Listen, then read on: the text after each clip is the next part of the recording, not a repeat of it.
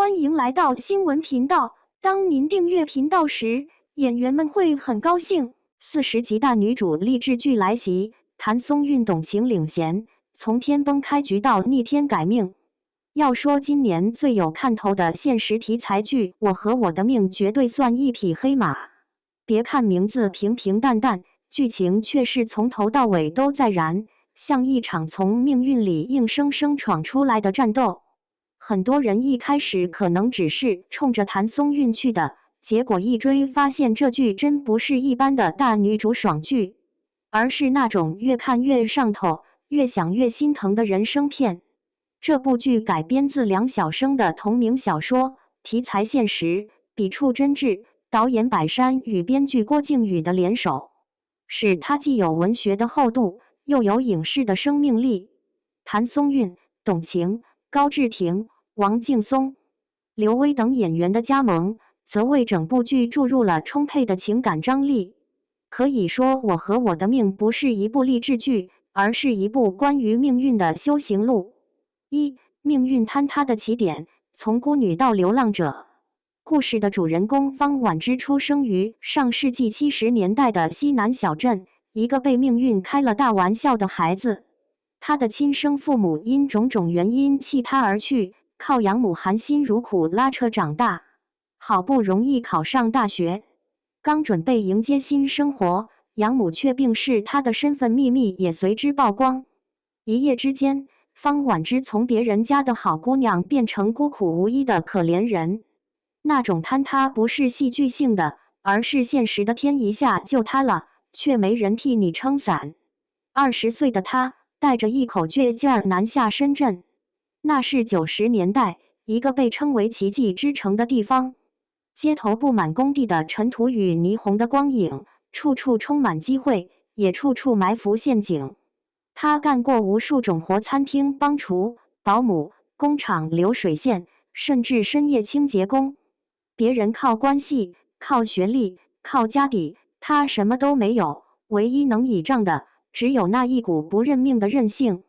导演柏山用极具纪实感的镜头，呈现出那个年代最真实的打工氛围。宿舍里潮湿的墙壁、廉价塑料饭盒的气味和公交车上沉默的人群，这些细节让观众真切地感受到底层奋斗的重量。从生存到觉醒，命运的转折不是奇迹，是死磕。谭松韵塑造的方婉之有一种特别的倔命感，她不是喊口号式的励志，而是那种在生活一次次毒打后依然能挤出笑容的坚韧。她被客户羞辱，被拖欠工资，被男友欺骗，但每一次摔倒，她都能重新站起来。有一幕令人印象深刻，她被厂长克扣工资后，一个人跑到海边，面对夜色嚎啕大哭。哭完，她擦干眼泪，转身去应聘另一家工厂。那种哭完接着干的瞬间，比任何鸡汤都更真实、更有力。她一边打工，一边夜校自学外贸知识，学英语，学管理，熬了无数个不眠的夜。终于，她靠自己积蓄开了一家小玩具厂。经历被合作方欺骗，货款被拖，厂房被烧，她又一次跌入谷底。但方婉之没有倒下，她选择重新开始。她说过一句话，让无数观众泪目：命不一定公平，但我不能让他笑话我。那一刻，她不只是剧中的人物，而是千千万万个在生活夹缝中拼命活着的普通人。人有三命，从天命到自修命的精神内核。我和我的命最打动人的是他的哲学内核。人有三命，天命是生来的命，时命是活出来的命，自修命是悟出来的命。方婉之的人生就是一场修命的过程。他的天命不公，时命艰辛，但最终他通过自我觉醒，走向了自修命的境界。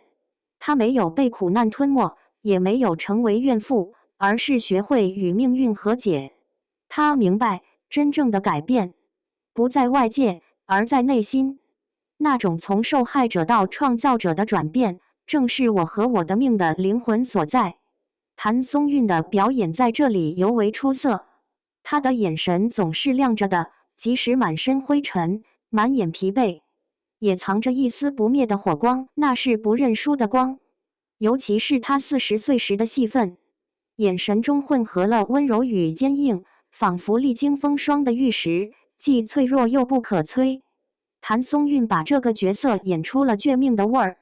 她的可贵不是喊口号式的励志，而是那种见惯生活毒打后仍然笑着说我还行的倔强。她的眼神有光，是那种我不认输的光。她演的方婉之不完美，会发脾气，会犹豫，会被爱情绊住脚，但这些反而让她更像每个曾经拼命生活的普通人。尤其是她和摄影师高翔的感情线，没什么花哨套路，就是两个在社会夹缝里挣扎的人，互相理解，互相治愈，没有谁拯救谁，只有并肩往前走的默契。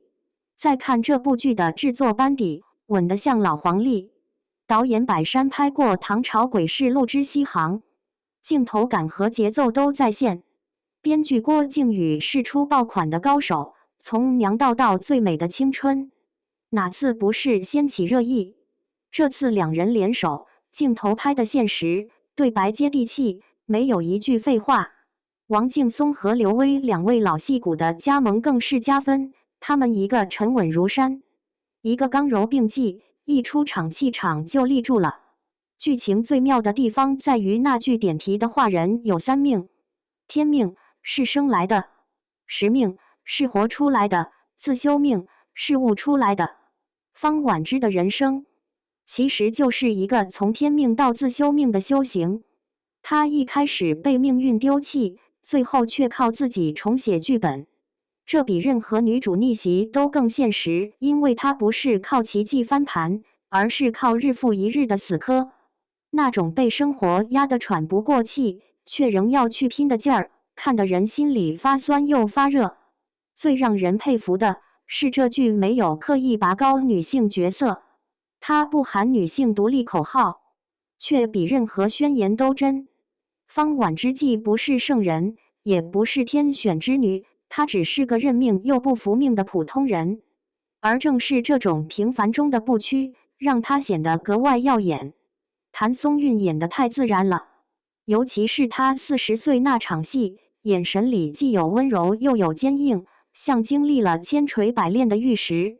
有人说，这剧像现实版大江大河，只是换了性别主角。从某种程度上说，确实如此。那个时代的每个人都在跟命运角力，不同的是，我和我的命没有宏大叙事，没有站在时代制高点讲道理，他只拍一个人怎么被生活推着跑，又怎么靠信念活下来。剧里还有不少戳人的细节，比如他第一次发工资，跑去邮局给养母寄钱；第一次被客户羞辱后，跑到海边哭；第一次赚到钱，买了双高跟鞋，却舍不得穿。这些片段都不大，却让人看到生活的真相。命运从不公平，但努力的人总能偷回来一点光。再看演员阵容，董卿、希望、高志廷都撑得住戏，尤其高志廷演的摄影师高翔，温柔中带着倔气，跟方婉之的对手戏火花十足。王劲松那种不动声色的气场，更像是为整部剧压轴定神的存在。从央视2025年片单来看，《我和我的命》被安排在11月黄金档播出，优酷同步上线，这基本等于拿了质量背书。央视的审剧标准向来高，这不能入选，说明它的故事、制作、立意都过了关。就连业内不少人都说，《我和我的命》有机会接棒《人世间》，成为新一代现实题材代表作。回头看这些年大女主剧那么多，真能让人信服的不多。不是造梦太假，就是立人太薄。方婉之的故事之所以动人，是因为她没靠光环活，而是靠默。她不是被命运眷顾的人，却能让命运服气。这部剧最想告诉观众的，其实就是一句话：命运不是天注定的。是你一点一点改出来的。每个努力活着的人都在写自己的自修命，所以啊，看我和我的命，其实也是在看自己。